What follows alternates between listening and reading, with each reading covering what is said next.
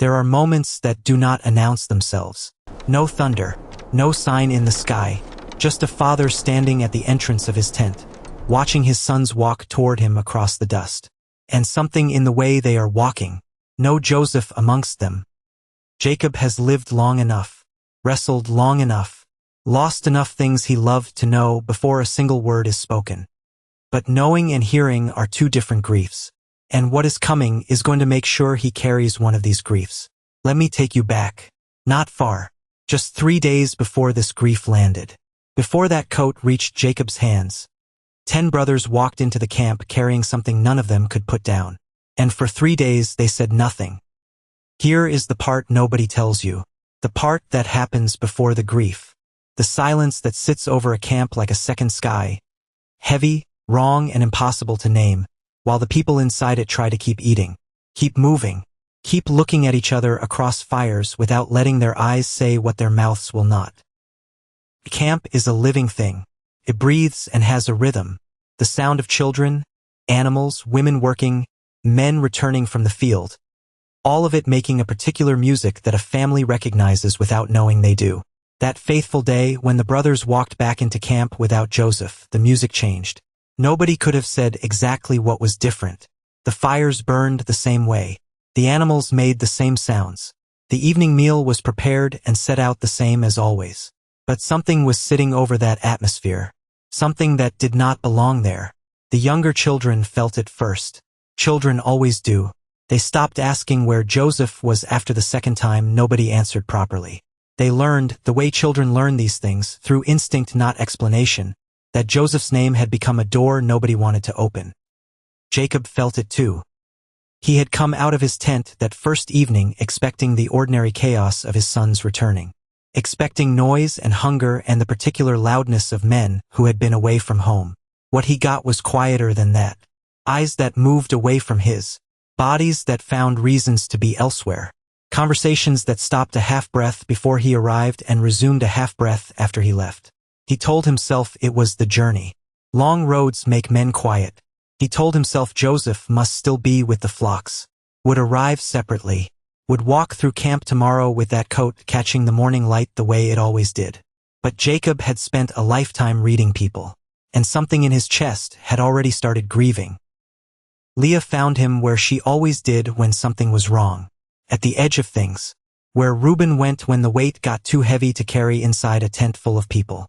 She did not ask immediately. She had raised this boy. She knew how he carried things. Inward first, long and slow, until he found the bottom of it himself.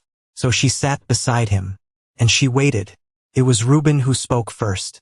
Not the truth. Not yet. Not all of it. But enough. Without looking at her, he said, "Something happened. It happened at Dothan." Leah said nothing. She had known since the moment she saw her sons walk into the camp that something had happened at Dothan. A mother does not need details to know when her children have crossed a line they cannot uncross. I tried. I really tried. She looked at her firstborn, this broad-shouldered man she had given everything she had to raise into someone worthy of the name, and she saw it on him. The torn robe, hastily mended. The eyes that had not rested since he walked through that camp entrance. The particular stillness of a man holding something too large for his body. The she asked quietly and careful, "Joseph?" He's alive. And Leah, who had spent 46 years learning to receive half-truths from the people she loved most, understood that what she was not being told was larger than what she was. You've been carrying this alone.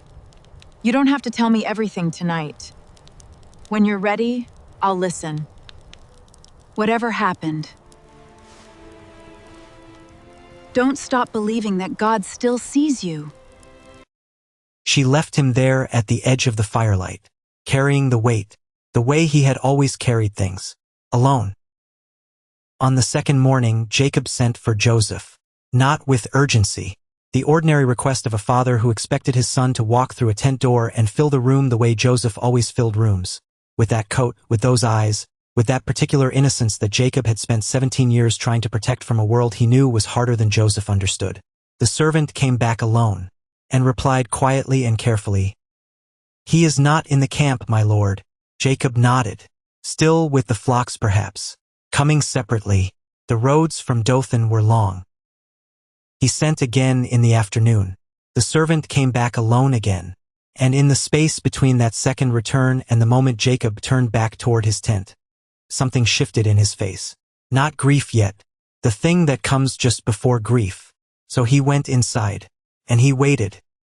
Outside, across the camp, 10 brothers watched the entrance of their father's tent. And not one of them moved toward it. It was Zebulun. Of course it was Zebulun. The quietest of them. The one who felt every room he walked into. The one whose eyes had not been dry since Dothan, and who had barely eaten since they walked back into the camp. He came to Reuben on the second night, and he was not asking permission anymore. He said, barely holding together, I cannot do this. I cannot sit here and watch him send for Joseph and say nothing. He is our father. He deserves to. Reuben cuts in quiet, firm, and exhausted. Zebulun. But Zebulun continues. He is going to find out. He already knows something is wrong. Everyone in this camp knows something is wrong. We are sitting here letting him hope. Reuben says harder now. I know. Just 2 words. Zebulun looked at his brother, at the torn robe, at the eyes that had not slept, and understood that Reuben was not defending the silence. He was just trying to hold it together one more night. Reuben said to him in a low, private voice, He is alive, Zebulun. Whatever else happened in that field, Joseph is alive. Hold on to that. That is the only thing that makes any of this bearable. Zebulun said nothing. He went back to his tent, but did not eat that night either. And somewhere across the camp, in a tent whose entrance faced east, a father sat awake, still waiting, still calling it a long road, still telling himself tomorrow. On the 3rd day, it could not be held anymore. Scripture does not tell us who made the decision. It does not tell us whether it was planned or someone simply reached a point where the alternative of watching their father send servants out into an empty road one more time became more unbearable than the truth. What Scripture tells us is this. Genesis 37 verse 32. They sent the ornate robe and had it taken to their father. Then they said, We found this. Examine it. Is it your son's robe or not? Notice that they didn't say, Father, sit down. Or something happened at Dothan. We have to tell you something about your son. But we found this. For words that were technically true, and entirely a lie. They let the coat speak because 10 men who had spent 3 days agreeing on a story still could not look their father in the face and say it. Jacob took the coat into his hands. And the last world, the one where Joseph was just on a long road, just coming separately, just arriving tomorrow, ended. Genesis 37 verse 33. He recognized it and said, It is my son's robe. A wild animal has devoured him. Joseph has surely been torn to pieces. He wrote the ending himself. They handed him a coat and 4 words, and he wrote the entire ending himself. Because that is what grief does when it has been sitting in a man's chest for 3 days waiting. It does not wait for facts. What came next, Genesis does not rush past. Neither will we. Genesis 37 verse 34. Then Jacob tore his clothes, put on sackcloth and mourned for his son many days. Not an afternoon of weeping, not the sharp grief that comes and passes and leaves a man bruised but standing. He tore his clothes the way Reuben had torn his in that empty field at Dothan. But Reuben tore his in a field where no one could see. Jacob tore his in front of every person in that household, because he had no reason to hide it. He had lost his son, his beloved Rachel's son. The boy whose birth had felt to Jacob like God finally returning something that had been taken from him. Every one of his children came to comfort him. Every hand extended, he turned away from. Every word offered, he could not receive, including Reuben's. Reuben extended his hand toward his father, and his father turned away from it. There is a particular kind of pain in being unable to say, I tried. But here is the thing that does not appear in any retelling of this story that I have ever heard. Reuben stood outside that tent and watched his father love Joseph. More completely, more openly, more devastatingly, in death, than Jacob had ever loved Reuben in life. Jacob wept for Joseph the way he had never wept for anything in Reuben's presence. He refused comfort for Joseph the way he had never refused anything for Reuben. He said he would go to his grave mourning Joseph, And Reuben stood outside in the dark and thought to himself, he never said anything like that for me. This is not because Jacob was a cruel man, but he was a man who had loved Rachel with everything he had, and Joseph was Rachel. He had always been Rachel, and Reuben, Leah's son, the firstborn of the wife he had not chosen, had spent years being loved by a father who was always slightly turned toward someone else. That is not only guilt standing outside that tent. That is a man grieving two things at once: his brother, and the version of his father's love he had never been given. Let me speak directly to you. You may know this kind of weight. Not this story, but this particular combination of griefs. The moment you realized that the person you had spent your life trying to be enough for was capable of a love you had never seen them aim at you. You saw it aimed at someone else, a sibling, a colleague, a child that came after you, and the love was real. You could not even call it unfair in a simple way because the love was genuine and visible and it broke something open in you. Not really because they loved that person, but because you finally understood what it looked like when they loved without reserve. And you had never been on the receiving end of that love. That is one of the quietest devastations a human being can experience. Because there is nobody to be angry at. The love exists. It is real. It is just not yours. And you are standing outside in the dark holding a secret that could destroy everything. Trying to protect a man who does not even know you are there.